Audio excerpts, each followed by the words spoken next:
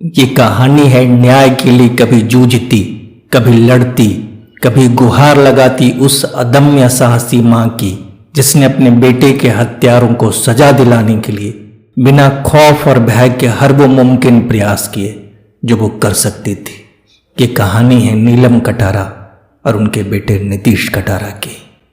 25 साल का नीतीश कटारा एक बहुत ही हंसमुख, प्यारा और जिंदा दिल लड़का था। नीतीश के पिता एक रिटायर्ड आईएएस ऑफिसर थे और मां नीलम कटारा गवर्नमेंट स्कूल में एजुकेशन ऑफिसर थी।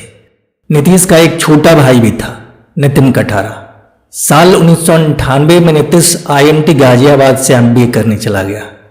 वहीं उसकी मुलाकात हुई भारती यादव से। भारती यादव यूपी के दबंग और बाहुबली नेता डीपी यादव की बेटी और जेसिका लाल हत्याकांड में शामिल विकास यादव की बहन थी। भारती यादव नीतीश कटारा की क्लासमेट थी। आईएमटी में ही दोनों की दोस्ती हुई और फिर दोनों एक दूसरे से प्यार कर बैठे। नीतीश भारती के फैमिली बैकग्राउंड से अच्छी तरह वाकिफ था, पर वो इस बात से भी वाकिफ था कि भारती अपने परिवार से हटके एक बिल्कुल ही अलग लड़की थी, विनम्र और हंसमुख।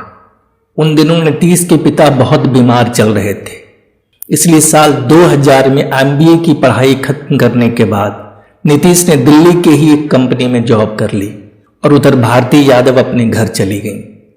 अब भारती और नीतीश का मिलना जुलना बहुत कम हो गया, पर दोनों के बीच की बढ़ी इस दूरी ने दोनों को एक दूसरे के और करीब ला दिया। वो जान गए थे कि वो एक दूसरे के बिना एक पल भी नहीं रह सकते। साल 2000 आते आते उनका प्यार परवान चढ़ने लगा। दोनों के बीच चिट्ठियों और फोन से बातचीत का सिलसिला बढ़ने लगा। भारती यादव नीतीश के घर कार्ड्स और महंगे महंगे फूलों के गुलदस्ते भेजने लगी। पहले तो उन गुलदस्तों का साइज छोटा था, पर प्यार गहरा होने के साथ उन गुलदस्तों का साइज भी बढ़ता चला गया। एक दिन नीतीश ने अपनी मां नीलम कटारा से कहा कि मां, मैं अभी शादी तो नहीं करना चाहता था, पर भारती के पिता उसके लिए लड़का ढूंढ रहे हैं और मैं चाहता हूं कि भारती इसी घर में दुल्हन बनकर आए। नीलम कटारा भारती से पहले भी मिल चुकी थी और नीलम कटारा को भारती यादव में कोई कमी नहीं दिखती थी। भारती में अमीर घर का होने का कोई दिखावा नहीं था, बल्कि उसके अंदर शालीनता दिखती थी। वो अपनी फैमिली से बिल्कुल उलट थी। पर नीलम कटारा भारती यादव के फैमिली बैकग्राउंड को जानकर थोड़ा डर गई थी कि पता नहीं भारती के परिवार वाले नीतीश और भारती के रिश्ते के बारे में जानकर क्या रिएक्ट करेंगे। उस वक्त साल 1999 के जेसिका लाल मर्डर केस में संलिप्त भारती के भाई विकास यादव की खबर हर न्यूज चैनल और अखबारों में आती रहती थी। वहीं भारती के पिता डीपी यादव उत्तर प्रदेश के एक बाहुबली और दबंग नेता थे। डीपी यादव की उत्तर प्रदेश में तूती बोलती थी। डीपी यादव के खिलाफ 9 हत्या, 3 हत्या के प्रयास करने के मामले, जबरन वसूली, अपहरण, डकैती तथा और भी कई अन्य तरह के मामले दर्ज थे। 4 बार विधायक, 2 बार सांसद और 2 बार उत्तर प्रदेश सरकार के पूर्व कैबिनेट मंत्री रह चुके बाहुबली नेता डीपी यादव, जिनसे अच्छे अच्छे दबंग नेता भी कांपते थे। ऐसे बैकग्राउंड वाले इंसान और उनके परिवार से किसी भी व्यक्ति का डरना लाजिमी था। कहां भारती का परिवार और कहां नीतीश कटारा का सीधा साधा सा परिवार। इसलिए नीतीश कटारा की मां नीलम कटारा ने अपने बेटे से कहा कि नीतीश, तुम्हें वो जितने महंगे महंगे गुलदस्ते भेजती है, अगर जवाब में तुम भी वैसे ही गुलदस्ते भेजने लगे तो तुम्हारी पूरी सैलरी गुलदस्तों में ही चली जाएगी। और वो जिस फैमिली बैकग्राउंड से आती है, पता नहीं वो हमारी फैमिली में फिट हो पाएगी भी या नहीं। तब नीतीश ने अपनी मां को समझाते हुए कहा था कि मां, भारती वैसे बिल्कुल भी नहीं है। उसे हमारा परिवार बहुत अच्छा लगता है। हम उतने अमीर भले ही ना हों, पर हम एक साथ रहते तो हैं। भारती के पापा तो आज तक उसे और उसके भाइयों को कभी एक साथ बाहर घुमाने तक नहीं ले गए हैं। उसे वो छोटी छोटी खुशियां कभी नहीं मिल पाई जो हमें हमारे परिवार में मिलती है। अपने बेटे की बात सुनकर नीलम कटारा ने कहा कि मैं खुद डीपी यादव से भारती और तुम्हारे रिश्ते की बात करूंगी। और नीतीश ने अपनी मां को ऐसा करने से मना कर दिया। उसने बताया कि भारती के परिवार वाले भारती की शादी कभी भी गैर बिरादरी में नहीं होने देंगे। भारती खुद अपने पिता से हम दोनों के बारे में बात करेगी। वो बस अपने भाइयों के कहीं जाने का इंतजार कर रही है। उसे डर है तो केवल अपने भाइयों का, क्योंकि उसके भाई कभी नहीं चाहेंगे कि भारती की शादी मेरे साथ हो। हालांकि किसी तरह भारती के भाइयों को नीतीश कटारा और भारती के रिश्तों की भनक लग चुकी थी और वो नहीं चाहते थे कि उनका रिश्ता आगे बढ़े। आगे चलकर नीतीश कटारा को भारती के परिवार से कई बार धमकियां मिली, पर नीतीश पीछे नहीं हटा। भारती अपने पिता डीपी यादव से अपने और नीतीश के बारे में बात करने के मौके ढूंढ रही थी, पर वो मौका उसे कभी नहीं मिल पाया, और अगर मिला भी तो शायद वो अपने पिता से अपनी बात कहने की हिम्मत नहीं जुटा पाई। 16 फरवरी 2002 में भारती यादव और नीतीश कटारा अपने एक कॉमन फ्रेंड शिवानी गौड़ की शादी में गाजियाबाद पहुंचे। उस शादी में भारती की मां भाई विकास यादव, बहन भावना यादव और विकास का कजन विशाल यादव भी मौजूद था। विशाल यादव डीपी यादव की बहन का लड़का था। वहीं नीतीश कटारा अपने एक दोस्त भरत दिवाकर के साथ टैक्सी से शादी में पहुंचा था। शादी में पहुंचने के बाद विकास और विशाल ने अपनी बहन भारती को नीतीश के साथ डांस करते, फोटो खिंचवाते, हंसते मुस्कुराते और एंजॉय करते देख अंदर ही अंदर कुटने लगे। नीतीश अब उन्हें अपने परिवार की प्रतिष्ठा पर लगे दाग की तरह दिखने लगा था। उस रात विकास और विशाल ने यह मन बना लिया था कि इस दाग को हमेशा के लिए धो डालना है, चाहे इसके लिए उन्हें कोई भी कीमत क्यों न चुकानी पड़ जाए। विकास और विशाल अपने दोस्तों के साथ शराब पीने चले गए। इधर नीतीश अपने दोस्त भरत दिवाकर के साथ खाना खाने लगा। इतने में भारती का कजन विशाल खाना खा रहे नीतीश कटारा के पास नशे की हालत में पहुंचा और उससे उसका नाम पता पूछने लगा। नीतीश ने विशाल की हालत देखकर भरत से इशारे में कहा कि मैं जल्द ही इससे छुटकारा पाकर वापस खाना खाने आता हूं। इसके बाद नीतीश अपनी थाली रखकर विशाल के साथ किनारे चला गया। फिर वहां से विकास और विशाल ने नीतीश को अपने साथ टाटा सफारी एसयूवी में बिठा लिया। उस टाटा सफारी में विकास यादव, विशाल यादव और नीतीश के अलावा एक और शख्स मौजूद था जिसका नाम था सुखदेव पहलवान। सुखदेव पहलवान एक किराए का हत्यारा था और विकास यादव ने उसे खास तौर से नीतीश कटारा को मारकर उसकी लाश को ठिकाने लगाने के लिए बुलाया था। तीनों नीतीश कटारा को शादी वाली जगह से करीब 80 किलोमीटर दूर बुलंदशहर के खुर्जा ले गए। वहां पहुंचकर उन्होंने एसयूवी से खींचकर नीतीश कटारा को नीचे उतारा और हाईवे से अलग एक सुनसान पुल के नीचे ले गए। उसके बाद तीनों मिलकर नीतीश को बेरहमी से मारने लगे। विकास तो जैसे गुस्से में पागल हो गया था। वो अपनी गाड़ी से एक हथौड़ा निकाल लाया और उस हथौड़े से नीतीश के सिर पर वार करने लगा। बहुत ही जल्द विकास यादव ने विशाल और सुखदेव के साथ मिलकर अपने परिवार की प्रतिष्ठा पर लगे दाग को पूरी तरह से धो दिया, वो भी निर्दोष और मासूम नीतीश के खून से। उसके बाद अपने टाटा सफारी से पेट्रोल निकाला और उस पेट्रोल को नीतीश कटारा के शरीर पर छिड़क कर आग लगा दी। अपनी सनक और वहशीपने को अंजाम देने के बाद वे तीनों उस परिदृश्य से पूरी तरह गायब हो गए। इधर शादी समारोह में नीतीश के दोस्त नीतीश को ढूंढने लगे। चूंकि नीतीश करीब 11-12 बजे के आसपास खाना छोड़कर विशाल के साथ बात करने निकला था और उसे गए हुए लगभग 2-2.5 घंटे बीत गए थे, पर वो अभी तक नहीं लौटा था। दोस्तों को नीतीश की फिक्र हुई। उन्होंने नीतीश को इधर उधर ढूंढा पर वो उन्हें नहीं मिला। रात के करीब 3 बजे भरत दिवाकर वापस नीतीश कटारा के घर पहुंचा। उसने नीतीश की मां नीलम कटारा को वो सारी बातें बताई जो नीतीश के साथ वहां हुआ था। नीतीश की मां सारी बातें सुनकर घबरा गईं। उन्होंने तुरंत भारती यादव को फोन किया, पर भारती ने उन्हें बताया कि वो खुद कई घंटों से नीतीश को ढूंढ रही है। उसने नीलम कटारा से कहा कि उसे कुछ गड़बड़ लग रहा है, क्योंकि नीतीश को उसके भाई विकास और विशाल के साथ जाते देखा गया था। इसलिए उसने नीलम कटारा को अपने पिता डीपी यादव से बात करने को कहा। नीलम कटारा ने डीपी यादव को फोन किया, पर डीपी यादव ने फोन रिसीव नहीं किया। भारती ने एक बार फिर से नीलम कटारा को कॉल किया और उसने उन्हें पुलिस में शिकायत दर्ज करने की सलाह दी।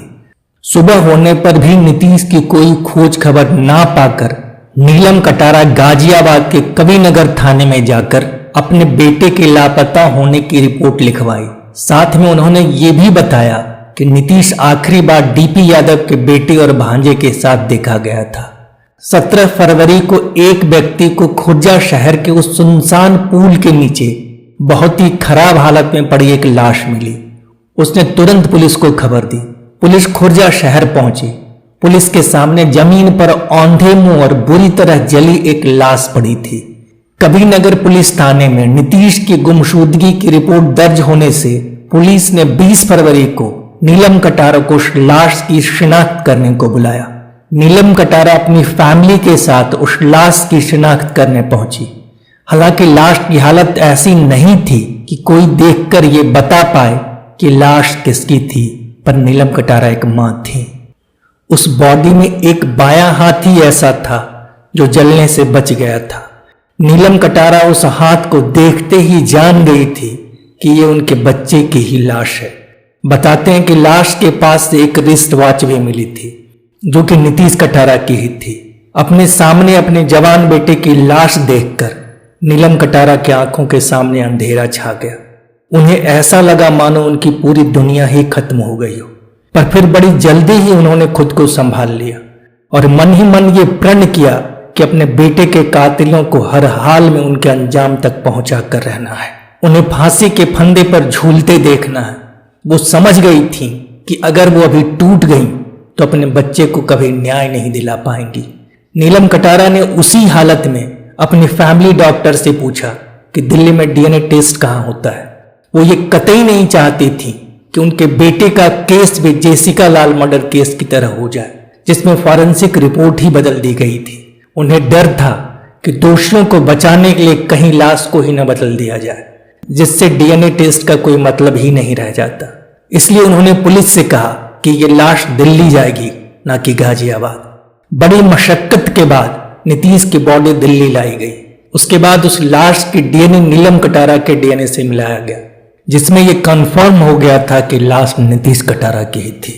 आरोपी यूपी के एक बाहुबली नेता डीपी यादव के घर के थे, इसलिए जल्दी ही ये मामला मीडिया में फैल गया। पुलिस के ऊपर भारी दबाव था क्योंकि एक आरोपी विकास यादव बाहुबली नेता डीपी यादव का बेटा था, तो वहीं दूसरा आरोपी विशाल यादव उनका भांजा था। उधर दूसरी तरफ पुलिस पर इस केस को जल्दी सुलझाने का भी दबाव पड़ रहा था। एक तो मीडिया का प्रेशर, दूसरा नीलम कटारा की फैमिली के अधिकतर लोग अधिकारी रैंक के थे, तो उनका भी दबाव पुलिस के ऊपर पड़ रहा था। शादी वाली रात यानी 16 जून को शादी समारोह में कुछ ऐसे भी लोग थे जिन्होंने नीतीश कटारा को विकास यादव, विशाल यादव और एक तीसरे शख्स के साथ टाटा सफारी में जाते देखा था। पुलिस ने उन लोगों के बयान लिए और फिर पुलिस विकास यादव, विशाल यादव और उस तीसरे शख्स जो कि सुखदेव पहलवान था की खोज में लग गई। 11 मार्च 2002 को पुलिस के हाथ नीतीश कटारा हत्या में इस्तेमाल की गई टाटा सफारी एसयूवी लग गई। 23 अप्रैल को पुलिस मध्य प्रदेश के डबरा रेलवे स्टेशन से विकास और विशाल को भी पकड़ने में कामयाब हो गई। और तो और विकास और विशाल ने बकायदा पुलिस के सामने अपने जुर्म को भी कबूल कर लिया और उन दोनों के इकबाले जुर्म रिकॉर्ड भी किए गए। हालांकि कोर्ट में विकास यादव और विशाल यादव अपने बयान से पलट गए। एक न्यूज चैनल तो उस रिकॉर्डिंग को पाने में कामयाब भी हो गया, उसने उसे टेलीकास्ट भी किया, पर कहा जाता है कि डीपी यादव के प्रेशर की वजह से वो रिकॉर्डिंग किसी चैनल पर दोबारा चल ही नहीं पाई। यहां तक कि 23 अप्रैल 2002 को विकास और विशाल ने जिस पुलिस इंस्पेक्टर अशोक भदौरिया के सामने ये कन्फेस किया था कि नीतीश का कत्ल उन्होंने ही किया है, वो इंस्पेक्टर भी कोर्ट में जाकर अपने बयान से पलट गया। जबकि शुरुआत में इंस्पेक्टर अशोक भदौरिया ने भी कहा था कि कत्ल विकास और विशाल ने ही किए हैं। इतना ही नहीं, इंस्पेक्टर अशोक भदौरिया ने उस कांस्टेबल ब्रिजमोहन मिश्रा का भी बयान जज के सामने पेश नहीं किया जो विकास और विशाल के इकबाले जुर्म के समय चश्मदीद गवाह थे। अब इंस्पेक्टर भदौरिया का डीपी यादव के लिए इतनी कृतज्ञता तो बनती थी क्योंकि डीपी यादव ने रातों रात उन्हें अपना बिजनेस पार्टनर जो बना लिया था। मामला गाजियाबाद कोर्ट में चल रहा था।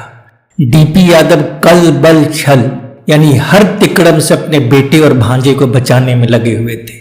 उधर नीलम कटारा को विकास और विशाल यादव के खिलाफ केस लड़ने के लिए कोई वकील ही नहीं मिल रहा था, और जो मिल भी रहा था डीपी यादव उन्हें खरीद ले रहे थे।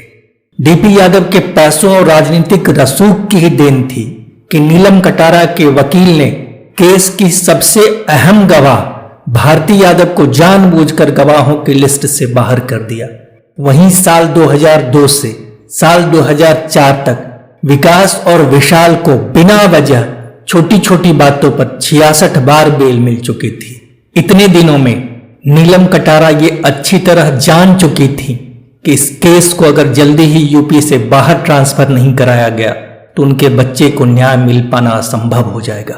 ऐसा ना हो इसलिए उन्होंने इस केस को यूपी से दिल्ली ट्रांसफर करने के लिए सुप्रीम कोर्ट में एक याचिका दायर कर दी। 23 अगस्त 2002 को सुप्रीम कोर्ट ने नीलम कटारा की बात मानते हुए केस को यूपी से दिल्ली ट्रांसफर कर दिया। नीलम कटारा के लिए एक बहुत बड़ी उपलब्धि थी। 23 नवंबर 2002 को कोर्ट ने विकास यादव और विशाल यादव के खिलाफ आरोप तय किए। मामले का तीसरा आरोपी सुखदेव पहलवान, जो कि पुलिस के गिरफ्त में अभी तक नहीं आया था, उसके खिलाफ एक अलग मुकदमा शुरू किया गया। सुखदेव पहलवान को आगे चलकर साल 2005 में गिरफ्तार किया गया। इधर एक मां ने अपने बेटे को न्याय दिलाने के लिए जमीन आसमान एक कर दिया था, तो दूसरी तरफ एक बाहुबली बाप अपने अपराधी बेटे और भांजे को बचाने के लिए हर तरह के हथकंडे अपना रहा था। डीपी यादव ने अपनी बेटी भारती यादव को नीतीश कटारा की लाश मिलने के बाद ही इंग्लैंड भिजवा दिया था। कोर्ट में भारती यादव की गवाही नीलम कटारा के लिए बहुत अहम थी और डीपी यादव ये कतई नहीं चाहते थे कि ऐसा हो। कोर्ट में लगातार भारती यादव की गवाही की मांग की जा रही थी। भारती यादव ने इंग्लैंड से नीतीश कटारा के भाई नितिन कटारा को कुछ ईमेल भेजे थे, जिसमें उसने अपने पिता डीपी यादव पर नीतीश की हत्या की मंजूरी देने का आरोप लगाया था। वहीं शुरुआत में भारती यादव ने एक पुलिस वाले को अपने दिए मौखिक बयान में ये बताया था कि वो नीतीश से प्यार करती थी, लेकिन इस बयान के कुछ ही दिनों बाद वो पुलिस के सामने पलट गई। भारती ने पुलिस से कहा था कि नीतीश केवल उसका क्लासमेट था, इसके अलावा उन दोनों के बीच कुछ भी नहीं था। इन सब के बीच एक ऐसा गवाह भी था जो नीलम कटारा के साथ अंत तक खड़ा रहा, बावजूद इसके कि उसके और उसके परिवार के लोगों की कई बार जान से मारने की कोशिश की गई। उसे प्रताड़ित किया गया। उस गवाह का नाम था अजय कटारा। अजय ने उस रात विकास, विशाल और सुखदेव पहलवान के साथ नीतीश को टाटा सफारी में जाते हुए देखा था। उसकी गवाही ने नीतीश को न्याय दिलाने में अहम भूमिका निभाई। कोर्ट ने 7 अप्रैल 2003 को भारती यादव को कोर्ट में पेश होने के लिए पहला सम्मन जारी किया, पर कोर्ट द्वारा ऐसे कई सम्मन जारी किए गए, कई नोटिस भेजे गए, पर भारती यादव कोर्ट में नहीं आई। भारती यादव के परिवार का कहना था कि वो नहीं जानते कि भारती कहाँ है। कटारा परिवार को न्याय दूर दूर तक नजर नहीं आ रहा था, पर फिर भी नीलम कटारा ने कभी हार नहीं मानी, क्योंकि उन्हें जो हारना था वो उसे बहुत पहले ही हार चुकी थी। वो भारती की गवाही के लिए कोर्ट में बार बार अपील करती रही, ये जानते हुए भी कि भारती अपने परिवार का ही पक्ष लेगी। इस बार भी नीलम कटारा की ही जीत हुई। भारती यादव के कोर्ट में पेश न होने पर कोर्ट ने उसे भगोड़ा घोषित करने और उसका पासपोर्ट रद्द करने की बात कह दी। वहीं भारती का वीजा भी 30 नवंबर 2006 को समाप्त हो रहा था, जिससे भारती का आगे इंग्लैंड में रहना मुश्किल हो जाता। मजबूरी में भारती के परिवार वालों को उसे वापस इंडिया बुलाना पड़ गया। भारती यादव कोर्ट में पेश हुई। 25 अप्रैल 2006 को भारती ने अपनी गवाही दी। भारती ने अपनी गवाही में नीतीश कटारा के साथ अपने किसी भी तरह के अंतरंग संबंध से पूरी तरह इनकार कर दिया। उसने कहा कि वो केवल करीबी दोस्त थे। उससे जब नीतीश के भाई नितिन को भेजी गई ईमेल के बारे में पूछा गया तो उसने नितिन को ऐसे किसी भी ईमेल को भेजने से भी इनकार कर दिया, पर उसने कोर्ट में ये जरूर मान लिया था कि उसने नीतीश कटारा को उपहार और फूलों के गुलदस्ते भेजे थे। 2 अप्रैल 2008 से निचली अदालत ने इस केस की रोजाना सुनवाई शुरू कर दी। 23 अप्रैल को मामले की सुनवाई पूरी हो गई। निचली अदालत ने नीतीश की हत्या को ऑनर किलिंग मानते हुए विकास यादव और विशाल यादव को दोषी करार दिया और 30 मई 2008 को निचली अदालत ने अपहरण करने, कत्ल करने और सबूतों को मिटाने के जुर्म में दोनों को उम्र कैद की सजा सुना दी, जिसमें विकास यादव और विशाल यादव को बिना किसी छूट के जेल में 30 साल बिताने पड़ते। 10 जुलाई 2011 को निचली अदालत ने नीतीश कटारा हत्याकांड के तीसरे दोषी सुखदेव पहलवान को भी उम्र कैद की सजा सुनाई, जिसमें सुखदेव पहलवान को बिना किसी छूट के 25 साल कैद में रहना था। निचली अदालत के इस फैसले के बाद नीलम कटारा दोषियों की फांसी की सजा की मांग लेकर दिल्ली हाईकोर्ट पहुंची। वहीं विकास और विशाल उम्र कैद की सजा के खिलाफ हाईकोर्ट पहुंचे। हाईकोर्ट ने भी लोअर कोर्ट के फैसले को सही मानते हुए आरोपियों की सजा बरकरार रखी। हाईकोर्ट ने माना कि नीतीश की हत्या एक ऑनर किलिंग थी और ये एक rarest of the rare case था, पर हाईकोर्ट ने ये कहते हुए अपराधियों को फांसी की सजा देने से इनकार कर दिया कि दोषियों में अभी भी सुधार की गुंजाइश बची हुई है। पर दिल्ली हाईकोर्ट के फैसले के खिलाफ दोषियों की मौत की सजा की मांग करते हुए नीलम कटारा अंततः सुप्रीम कोर्ट पहुंच गई, पर सुप्रीम कोर्ट ने उनकी इस मांग को ठुकरा दिया और लोअर कोर्ट और हाई कोर्ट के फैसले के विपरीत इसे एक ऑनर किलिंग मानने से इनकार कर दिया। 3 अक्टूबर 2016 को सुप्रीम कोर्ट, लोअर कोर्ट और हाई कोर्ट द्वारा दोषियों को दिए गए सजा को कम करते हुए विकास और विशाल को बिना किसी छूट के 25-25 साल की सजा और सुखदेव पहलवान को बिना किसी छूट के 20 साल की सजा सुनाई। जो भी हो, पर अंत में तमाम मुश्किलों और अवरोधों के बावजूद एक मां के विश्वास और संघर्ष की जीत हुई और अपराधियों को उनके किए की सजा मिली।